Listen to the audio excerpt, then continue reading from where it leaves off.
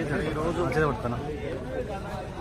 Nalgonda municipal chairman మొదటి సైదిరెడ్డిపై పెట్టినటువంటి అవిశ్వాస తీర్మానం మరి ఓటింగ్లో నేను తటస్థంగా వివరించడం జరిగింది.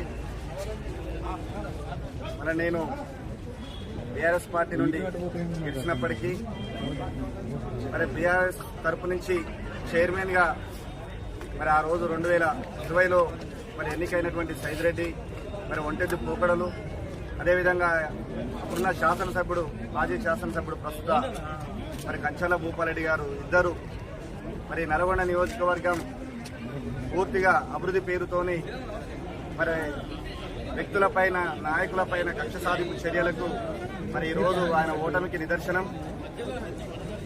మరి నేను మొన్న జరిగినటువంటి అసెంబ్లీ ఎన్నికల్లో ఆల్ ఇండియా ఫార్వర్డ్ బ్లాక్ పార్టీ నుండి సింహం గుర్తుపై పోటీ చేసిన విషయం మీ అందరూ కూడా తెలుసు. మరి ఇద్దరు వ్యక్తులు బీఆర్ఎస్ పార్టీ కానీ కాంగ్రెస్ పార్టీ కానీ మరి ఇక్కడ పెద్ద పెద్ద నాయకులు ఉన్నప్పటికీ మరి నన్ను ఆదరించి దాదాపు 27,100 ఓట్లు చేసినటువంటి నల్గొండ నియోజకవర్గ ప్రజలందరూ కూడా మరి ఈ సందర్భంగా ధన్యవాదాలు తెలియజేస్తూ మరి ఇద్దరికి భిన్నంగా, ఎందుకంటే ఈరోజు కుర్చీలాట ఆడుతున్నారు ఈ నల్గొండ నియోజకవర్గంలో. మరి దానికి నేను వ్యతిరేకంగా మరి తటస్థంగా ఓట్లో పాల్గొనడం జరిగింది. నేను ఎవరికి అనుకూలంగా ఉండదలుచుకోలేదు.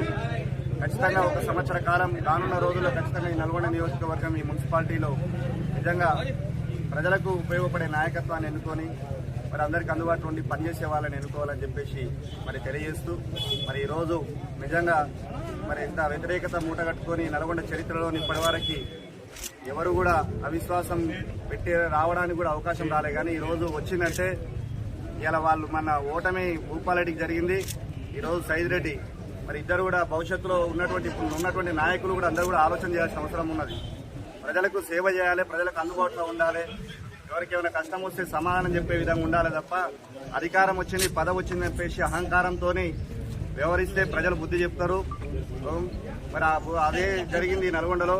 మరి ఇప్పుడు అన్నటువంటి గెలిచినటువంటి నాయకులందరూ కూడా మరి రేపు మున్సిపల్ చైర్మన్ ఎవరైనా, అదేవిధంగా ఇప్పుడున్నటువంటి ఇక్కడ మంత్రిగా ఉన్నటువంటి వ్యక్తి అయినా కూడా ఈ నల్గొండ అభివృద్ధికి మరి ఇప్పటివరకు జరిగినటువంటి అభివృద్ధి మొత్తం కూడా ఎక్కడికెక్కడ ఇవాళ మెడికల్ కాలేజ్ కానీ, ఐటీ హబ్ కానీ, అదేవిధంగా ఎన్జీ కాలేజ్ కానీ, ఇంకా రోడ్ల విస్తరణ కానీ ఇవన్నీ కూడా పనులు ఎక్కడికెక్కడ ఆగిపోయినాయి, అవన్నీ కూడా పూర్తి చేయాల్సిన బాధ్యత ఉన్నది.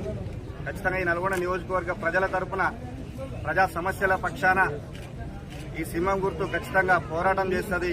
వారి పక్షాన ఉండి వారికి ఈ ఏదైతే 6 గ్యారెంటీలు ప్రభుత్వం ప్రకటించిందో 6 గ్యారెంటీలు అమలయ్యే వరకు ప్రతి పేదవాడికి ఏ కష్టం వచ్చినా కూడా అందుబాటులో ఉండి సేవ చేయడానికి సిద్ధంగా ఉందని చెప్పేసి తెలియజేస్తూ మరి ఈరోజు మున్సిపాలిటీలో మరి జరిగినటువంటిది నిజంగా న్యాయమే జరిగింది.